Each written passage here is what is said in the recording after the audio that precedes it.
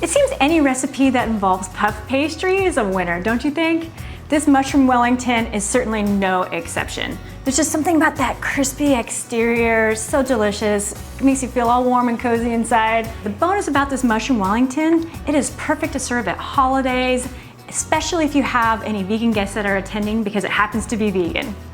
I love this recipe and I hope you do too. We're gonna start by preheating our oven to 375 degrees, which I've already done, and we're gonna line a baking sheet with parchment paper. Now you may notice I have nice flat parchment sheets. These are amazing, they don't curl up on you. I will include the link to find these below. They are amazing. All right, next we want to remove our puff pastry from the freezer, leave it out on the counter to thaw, as I've already done as well. Let's start with our first ingredient. The star of the show, our mushrooms. Really any type of white mushroom will do, cremini or button, whatever you can find. Add half of them to our food processor. And if you don't have a food processor, you just want to really, really finely chop these. Okay, we're gonna pulse several times until crumbly. Roughly 10 to 15 times, but you certainly do not want to overprocess. All right, it's looking good. A couple of larger pieces are fine. You just want it mostly crumbly. Transfer that to a bowl. And our other half.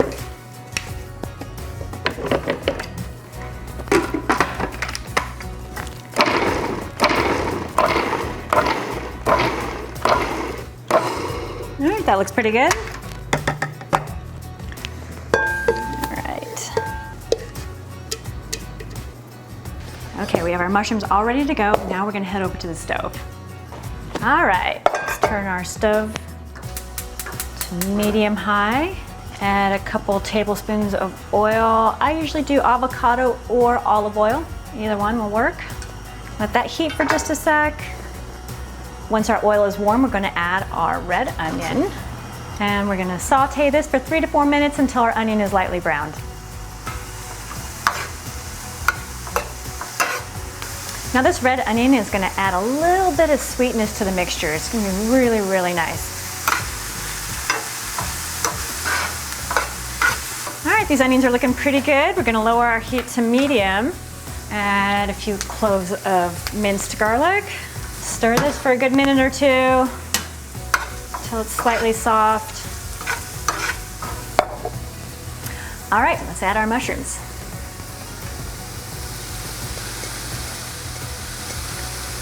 And next we're gonna add 2 tablespoons of balsamic vinegar, which really adds something special to this dish. A little tart, a little acid, a little bit of sweet, so good. So now we need to cook these mushrooms down a little bit. You're gonna see a lot of juices start to form in the bottom of the pan. It's just water coming out of the mushrooms. We wanna let this mixture cook for a good 10 to 12 minutes, stirring occasionally until all the liquid we see in the bottom is mostly evaporated. In the meantime, let's go chop our herbs. All right, we also need to give our spinach a rough chop. Let's start with that actually.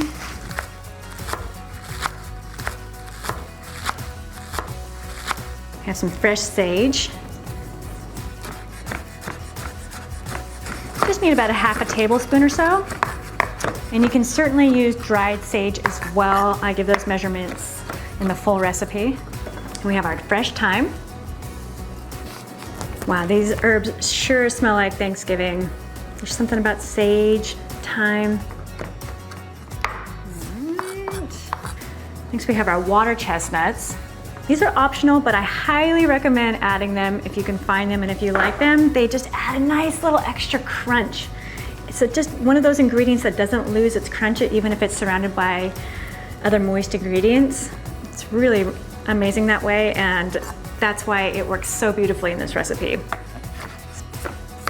All right, I think we're good to go. Let's take all of this back over to the stove with us.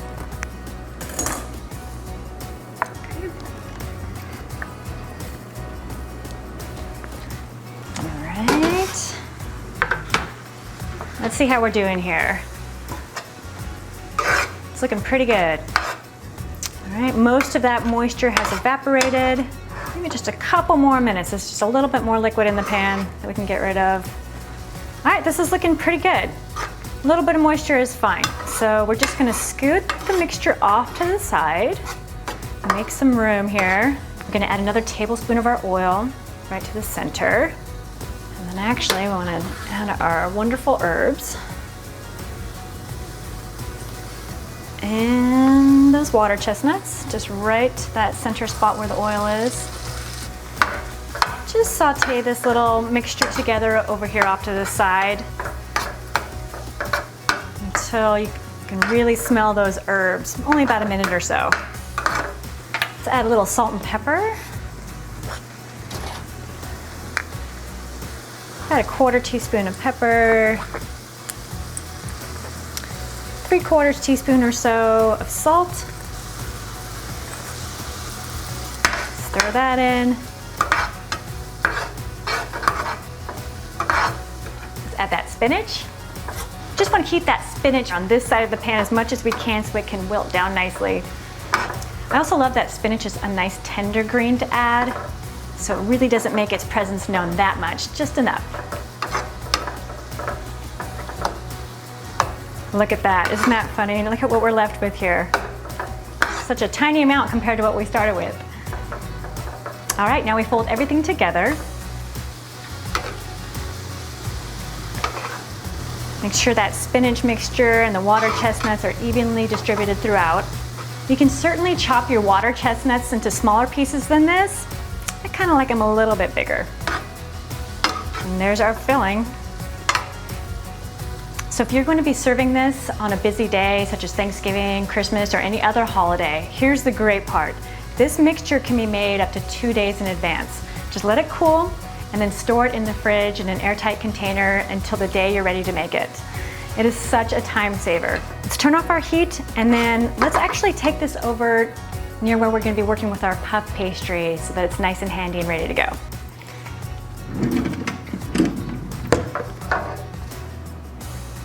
All right, set this down here, let that cool for a sec. I actually want to lightly flour our work surface just to make sure it doesn't stick.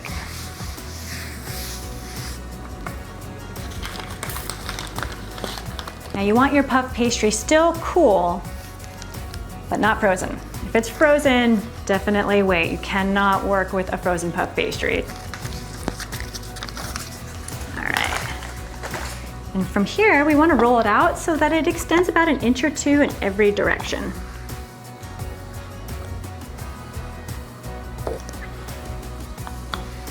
We want to have plenty of surface to work with. All right, that's looking good. Now that this mixture is cooled off a little bit, now would be a great time to check the salt and pepper level.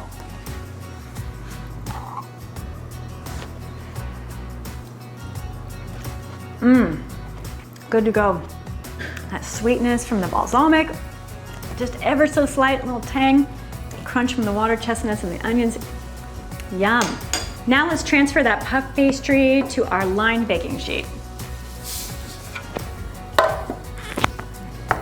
And now we want to form sort of a loaf shape right down the center of our puff pastry.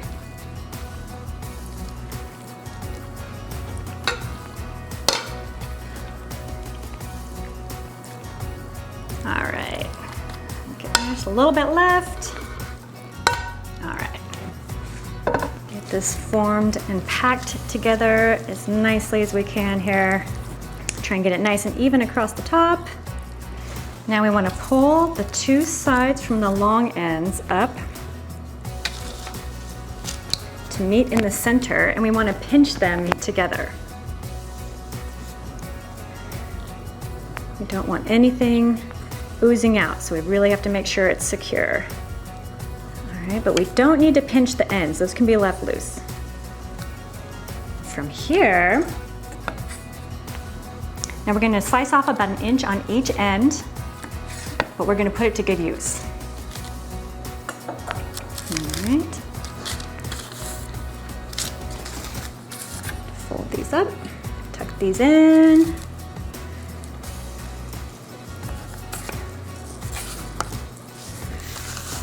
Now we want to quickly and confidently flip this over so that all seams are on the bottom.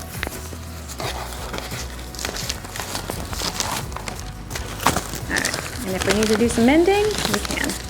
Any little dents like this, that's okay. It'll look very rustic and homemade. Now let's take our 2 pieces that we cut off on the ends, and we're just gonna twist these together so that we can add these to the top of our Wellington. It'll look really pretty. If we have any ends that are uneven, we can slice those off. And then start by joining the 2 top ends together, and then just start overlapping over one another.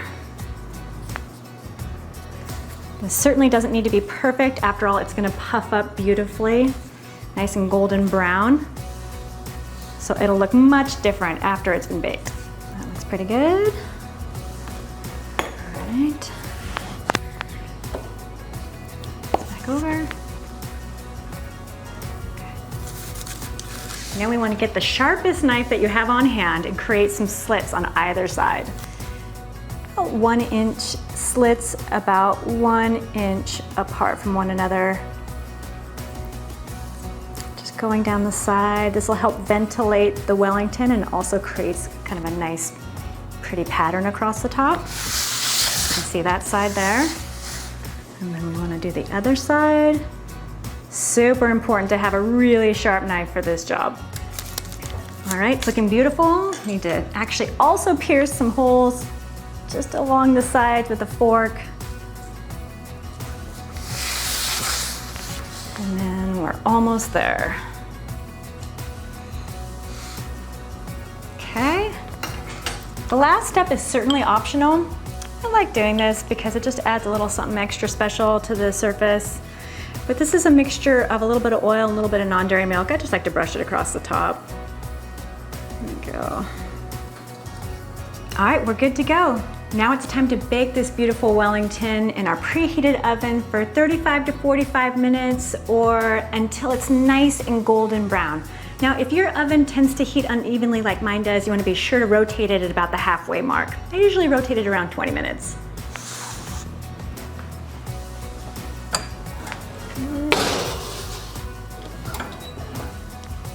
All right, well, I'm super thankful right now because I made one earlier today.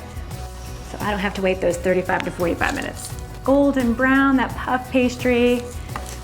Transfer this over to our serving platter.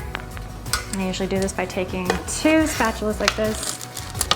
And then there you have it. If you want to make the plate look pretty, you can decorate with some herbs or some roasted vegetables, or just leave it as is. All right, here's our beautiful Wellington. This serves about 6 people depending on how thick you make the slices, but I like to make the slices pretty thick.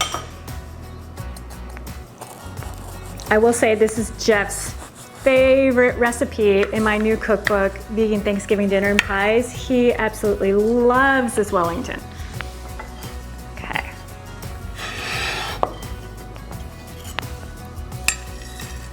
Here's the end. You can see just a beautiful hearty mixture on the inside there.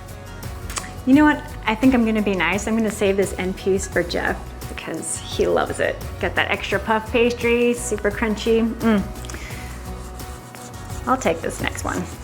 It's kind of a bigger piece anyway, right? That slices so perfectly and wonderfully.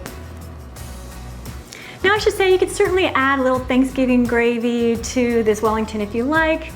I actually don't think you need it. It's really great on its own, certainly not dry. Oh. That hits the spot. So good. Crispy exterior with that puff pastry, tangy flavors on the inside, hearty mushrooms, nice savory aspect. That garlic and the onion coming through ever so slightly, just so, so good. This is a winner, guys.